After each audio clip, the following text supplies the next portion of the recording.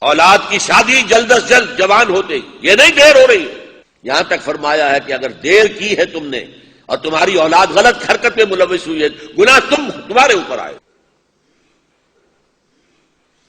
جو بھی فطرت کا راستہ، فطرت کا تقاضا ہے، اس کے لیے جو فطری راستہ ہے، جائز راستہ، کھول دو اس کو۔ کیا ضروری ہے کہ لڑکا پاؤں پر کھڑا ہو تب شادی ہو؟ والدین شادی کر کے لائیں۔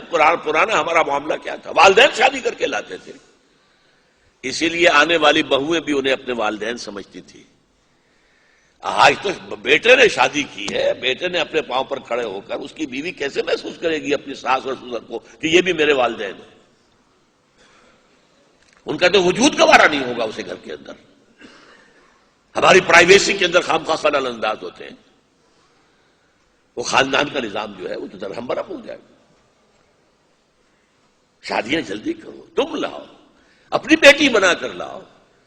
کھانے کو اگر تمہاری اپنی بیٹیاں کھا رہی ہیں اور اپنے بیٹے کھا رہے ہیں، وہ بھی کھا لیں گے، وہ اپنا رزق ساتھ لے کر آئیں گے۔ تو شادیاں جلدی کرو۔